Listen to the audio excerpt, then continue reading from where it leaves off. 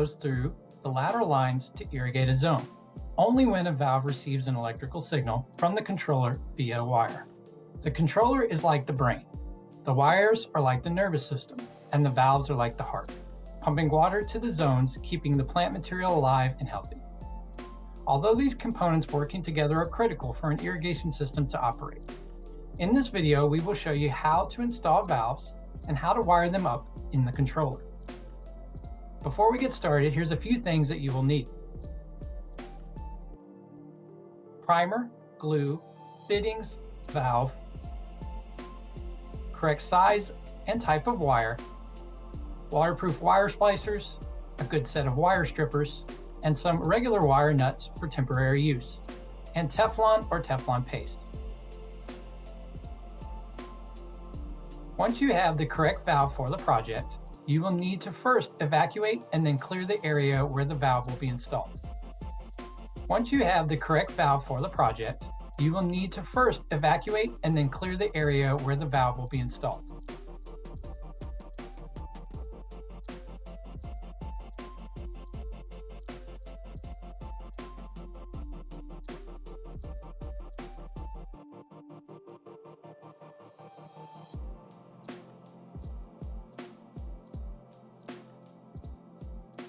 Make sure to note the direction and the flow of the valve and install it correctly. Some installers will use it to make it easier for future reference. A union is a type of fitting that allows you to disassemble, and reassemble it without the need for cutting the pipe. It's especially useful in a valve installation because it will allow you to remove, maintain, or replace a valve body easily. If unions are not used, be sure to leave some extra room for pipe in the future if the valves need to be replaced. If you're using threaded valves, hand tighten the nipple or adapter on the valve. Then tighten 1/2 turn using a wrench. Do not over tighten the nipple or male adapter, and be sure to hold onto the solenoid or use it to ensure that it does not get damaged. You could use a second tool or a vise to hold the valve body. Over tightening is the #1 reason a valve will fail on a new installation. Also, use Teflon tape or Teflon paste to ensure a watertight connection.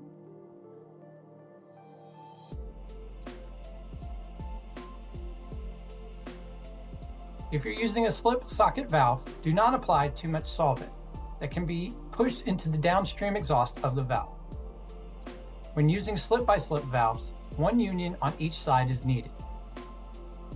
Notice that we added PVC valves for each valve. This makes it easier to perform maintenance on an individual zone while the rest of the system remains pressurized. For a complete video of valve installation, please be sure to watch the full-length video in future episodes. Now that the valve is installed, we need to wire it to the controller for automatic operation. Wires come in different types and sizes, so it is important to know what type of wire that you will be using during your installation. Now that the valve is installed, we need to wire it to the controller for automatic operation. Wires come in different types and sizes, so it is important to know what type of wire that you will be using during your installation. Wire for irrigation systems should be rated for direct burial, meaning it can run underground. Look for the direct burial or abbreviation UF or underground listed on the wire. This means it is an underground feeder able to be buried underneath the ground. The material that coats the wire is also known as insulation, and if present, it is protective and also called jacking. Multi-strand wire is often used for the systems and have shorter wire run needs. In this case, the jacket protects the multiple strands of colored wire inside. There are a number of wires within the system, depending upon the needs.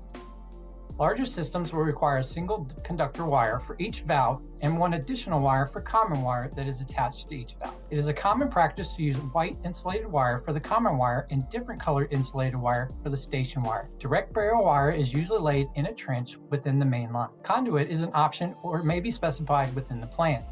Because wire will expand and contract as the changes in the weather, and to help with future maintenance-related issues, add an expansion within the wiring. A few feet should be enough. If you're low on wire in the spool, make sure to end the run to minimize the amount of splicing and the pull boxes on the site. It is a best practice to ensure all wires are kept in valve boxes at the control valve locations and leave extra wire length at each valve location to make future maintenance easier. Splicing wires is the process of combining two different wires together. In this case, you'll splice the wire from the valve solenoid to the wire running on the back of the controller. Your splice connection could make or break your system, so it is important to do it right. Always use waterproof wire nuts. We recommend 3M for 2-wire connections and 3M DBOB for solenoid connections. Before making any connections to the wire, you should make sure that the power is off on the controller. The first thing that you need to do is to strip the jacket to expose the wire threads within it.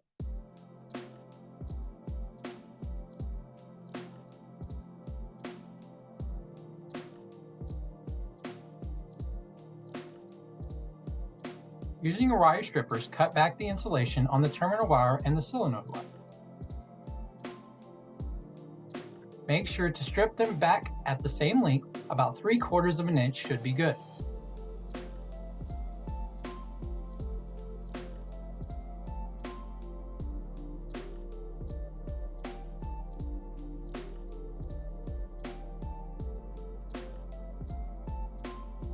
Take one wire from the solenoid and connect it to the common wire for the system, usually a white insulated wire.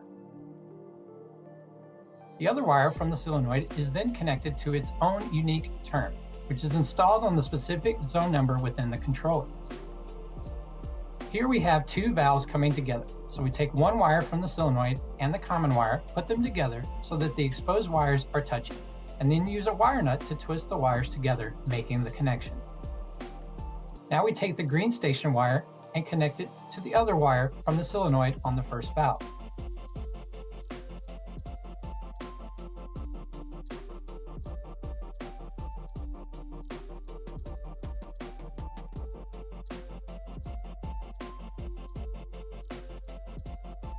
The second valve is being used to be wired to the yellow station wire.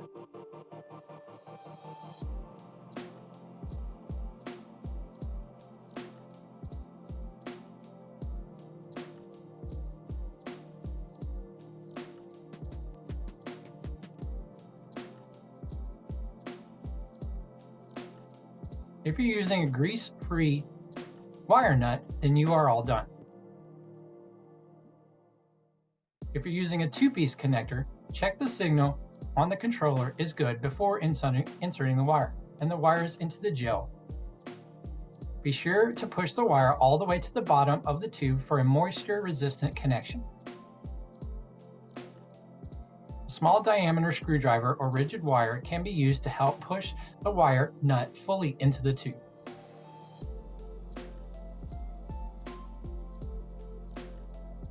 Once you have the wire splicings completed, it is a best practice to keep them near the top of the valves away from the bottom of the box. With the wires from the valve solenoid spliced together with the wires from the connection should now be complete. Now that the valve is installed and working, it is time to install the valve box. Valve boxes allow for easy access to the valves, while keeping them, the solenoids, and wires out of the elements and out of sight. Valve boxes allow for easy access to the valves, while keeping them, the solenoids, and wires out of the elements and out of sight.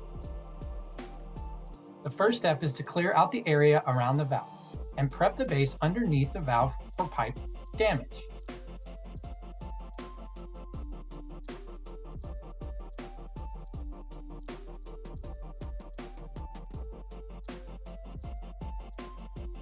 I prefer a method using landscape, fabric, and gravel.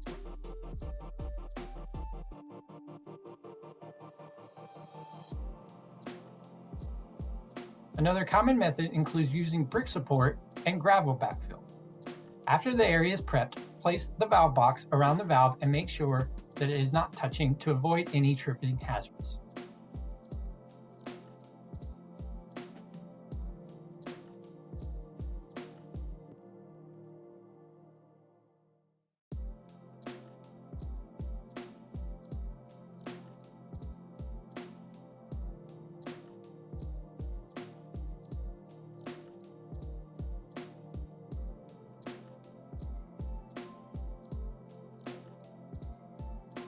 Now that the valve is installed, wired, working in the backfield, your system is ready to irrigate.